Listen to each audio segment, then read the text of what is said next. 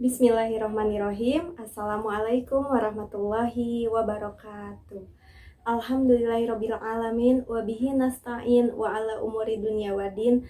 Wassalatu wassalamu ala asrofil anbiya'i wal mursalin wa ala alihi wa sahbihi ajmain. Amma ba'du. Perkenalkan, saya Kisti Amalia Hakim dari kelas IPA IB 2018. Pada video kali ini saya akan menjelaskan mengenai tema media pembelajaran dalam pendidikan Islam atau media pembelajaran dalam perspektif Al-Quran, yang mana video kali ini merupakan tugas UAS dari mata kuliah Tafsir Tarbawi.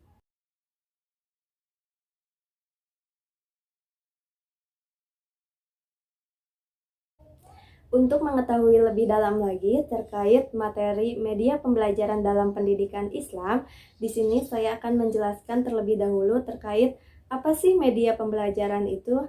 Nah, media itu berasal dari bahasa Latin, yaitu medius, yang artinya tengah, perantaraan, atau pengantar. Adapun dalam bahasa Arabnya, media itu adalah wasail, yang merupakan bentuk jama dari wasilah, yang artinya perantara atau pengantar. Nah, kemudian Gerlach dan Eli mengatakan bahwa yang dipahami secara garis besar terkait media itu adalah manusia, materi, atau kejadian yang membangun kondisi yang membuat siswa mampu memperoleh pengetahuan, keterampilan, atau sikap. Selanjutnya yaitu pengertian pembelajaran. Menurut Undang-Undang Sistem Pendidikan Nasional Nomor 20 Tahun 2003 menyatakan bahwa pembelajaran adalah proses interaksi antara peserta didik dengan pendidik dan sumber belajar pada suatu lingkungan belajar. Nah, dari pengertian yang sudah tadi saya jelaskan terkait media dan juga pembelajaran, maka dapat disimpulkan media pembelajaran adalah alat yang dapat membantu proses belajar mengajar dan juga berfungsi untuk memperjelas makna pesan yang disampaikan kepada peserta didik, sehingga tujuan pembelajaran pun dapat mencapai dengan baik dan sempurna.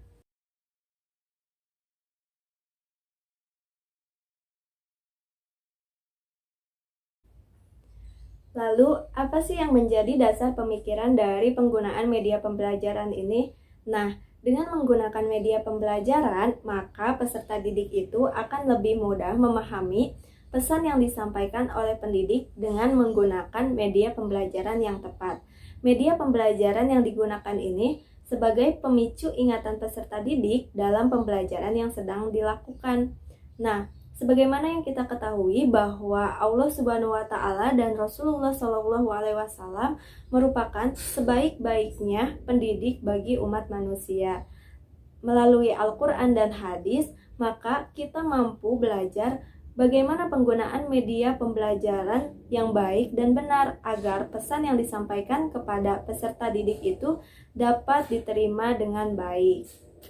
Hal ini sejalan dengan ayat Al-Quran yang berkaitan dengan media pembelajaran dalam pendidikan Islam, yaitu terdapat pada surat Al-Baqarah ayat 31 dan juga pada surat Al-Alaq ayat 3-4, yang mana akan saya jelaskan lebih dalam lagi terkait kedua surat yang telah tadi saya sebutkan.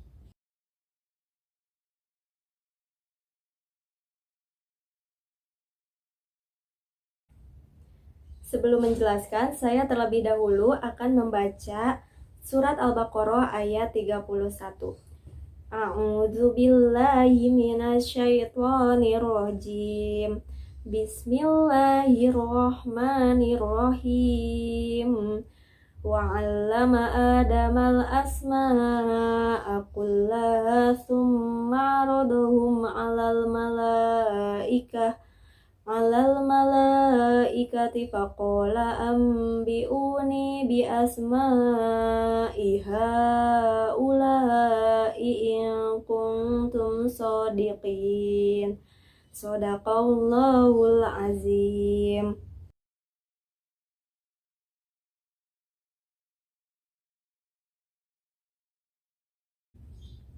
Lalu terjemah perkatanya yaitu wa'allama, dan dia mengajarkan Adam al-asma'a, nama-nama, kullaha, seluruhnya. Summa, kemudian arodohum, dia mengemukakannya ala, kepada al-malaikati, malaikat. Faqala, maka dia berfirman, ambiuni, terangkan kepadaku, bi asma'i, dengan nama-nama, haulai, ini semua, in, jika, kuntum, kalian adalah shodiqin, orang-orang yang benar.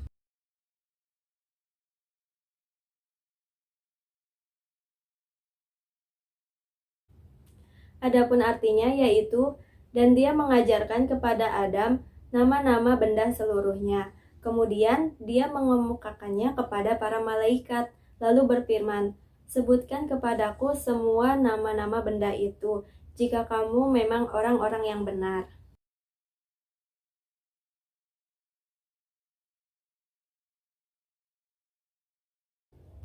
Selanjutnya yaitu pendapat para mufasir. Adapun tafsir Al-Muyassar pada surat Al-Baqarah ayat 31 ini menyebutkan bahwa untuk menjelaskan kedudukan Adam alaihi salam, Allah Subhanahu wa taala telah mengajarkan kepadanya nama-nama segala sesuatu, baik itu makhluk hidup ataupun benda-benda mati, dan juga baik itu lafal maupun maknanya. Kemudian Allah menunjukkan benda-benda tersebut kepada para malaikat seraya berfirman, beritahukan kepadaku semua nama-nama benda tersebut, jika pernyataan kalian memang benar bahwa kalian itu lebih baik dan lebih mulia daripada manusia ini. Lalu pada tafsir Al-Mukhtasar disebutkan bahwa pada surat Al-Baqarah ayat 31 ini, setelah Allah menyampaikan kepada para malaikat bahwa pada hakikatnya tidak seperti yang mereka kira, Allah kemudian menunjukkan dalil yang membuktikan hal tersebut dengan lanjutan firman-Nya, yakni wa'allama, untuk membuktikan hal tersebut. Maka Allah itu telah mengajarkan kepada Adam nama-nama segala sesuatu, mengajarkannya mengenali nama-nama benda. Kemudian Allah menunjukkan benda-benda tersebut kepada para malaikat seraya berfirman, beritahukan kepadaku nama-nama benda tersebut jika memang kalian itu lebih layak untuk menghuni di bumi. Kemudian terdapat pendapat para mufasir dari tafsir Minfatil Qadir yang menjelaskan bahwa Allah telah mengajarkan kepada Nabi Adam nama-nama semua hal dan semua makhluk.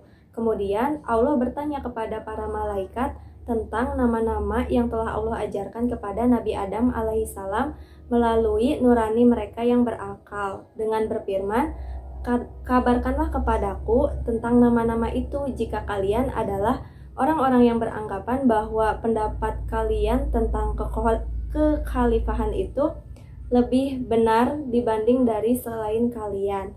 Kemudian mereka, para malaikat pun menyerah.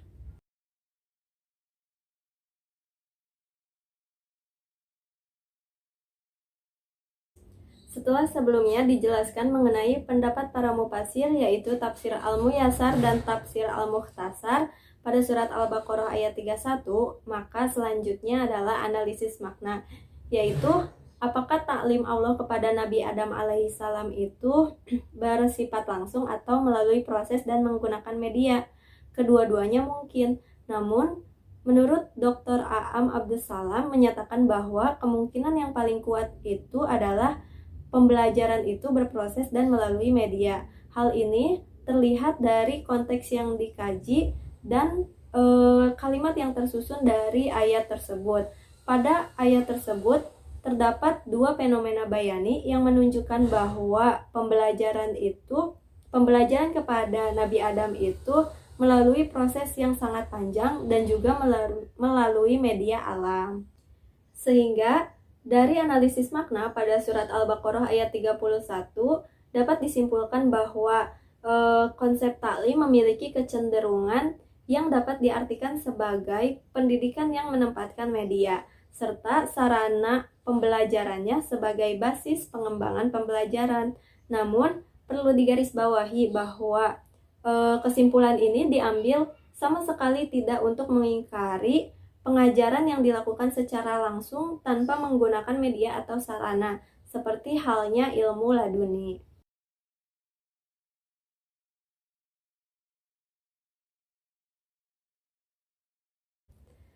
Nah, pada media pembelajaran dalam pendidikan Islam ini memiliki keterkaitan dengan salah satu prinsip-prinsip pendidikan Islam, yaitu prinsip wasoliyah atau kemediaan, yang berarti bahwa sebuah proses pembelajaran itu dapat terjadi dengan pemanfaatan dan pemberdayaan terhadap media serta sarana dalam menunjang proses pembelajaran. Dengan kata lain, bahwa proses pembelajaran ini itu tidak hanya disampaikan secara lisan saja, melainkan dengan menjadikan media serta sarana itu sebagai pengembangan dalam proses pembelajaran yang terjadi.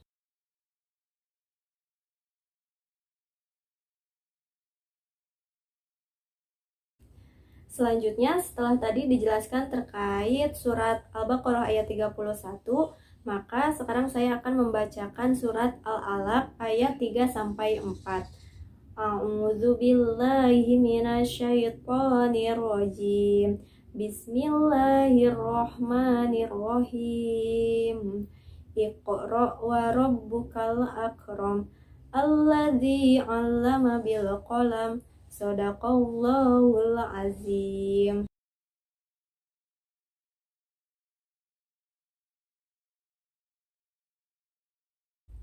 Adapun terjemah perkatanya yaitu Iqra, bacalah, warobuka, dan Tuhanmu, al-akramu, yang maha mulia, alladzi, yang alama, dia mengajar, bil qalam, dengan pena.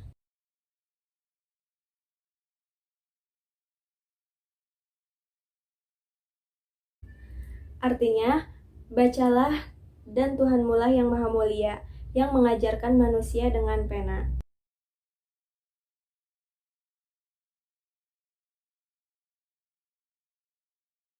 Selanjutnya yaitu pendapat para mufasir dari surat Al-Alaq ayat 3-4.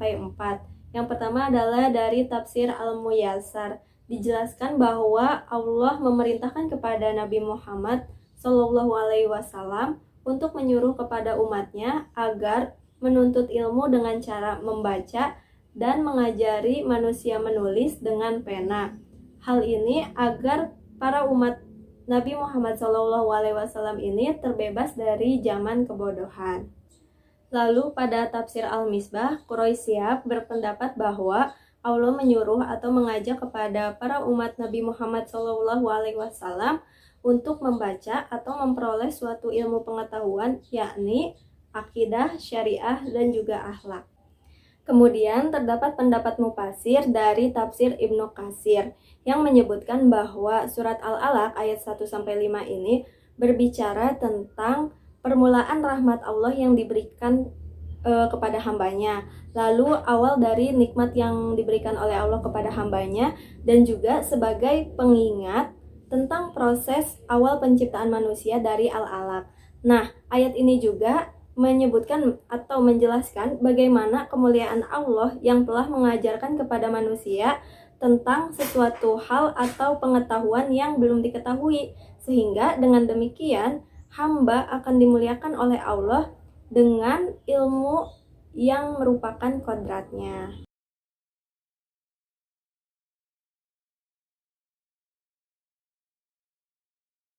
Setelah dijelaskan beberapa pendapat para mufasir, yaitu tafsir Al-Muyassar dan tafsir Al-Misbah pada surat Al-Alaq ayat 3-4, maka terdapat analisis makna, yaitu pada ayat tersebut Allah juga menegaskan bahwa Dia telah mengajar menulis kepada manusia dengan menggunakan kalam, yaitu alat tulis yang pertama kali dikenal dalam dunia pendidikan. Menulis merupakan hal yang sangat penting dalam pengembangan ilmu pengetahuan. Setelah ditulis, pengetahuan tersebut dapat diwarisi kepada generasi berikutnya, sehingga generasi selanjutnya dapat meneruskan dan juga mengembangkan lebih jauh lagi terhadap ilmu-ilmu yang telah dirintis oleh generasi sebelumnya. Membaca dan menulis merupakan dua hal yang sangat urgen dalam pendidikan, guna memperoleh ilmu pengetahuan dan juga memajukan umat manusia di muka bumi ini. Sehingga dapat disimpulkan bahwa Allah menjadikan kalam itu sebagai alat untuk mengembangkan ilmu pengetahuan. Mungkin cukup sekian materi yang saya jelaskan terkait media pembelajaran dalam pendidikan Islam atau media pembelajaran dalam perspektif Al-Quran. Kurang lebihnya mohon maaf, semoga ilmu yang saya sampaikan bisa bermanfaat. Terima kasih. Wassalamualaikum warahmatullahi wabarakatuh. Jangan lupa di like, comment, and subscribe.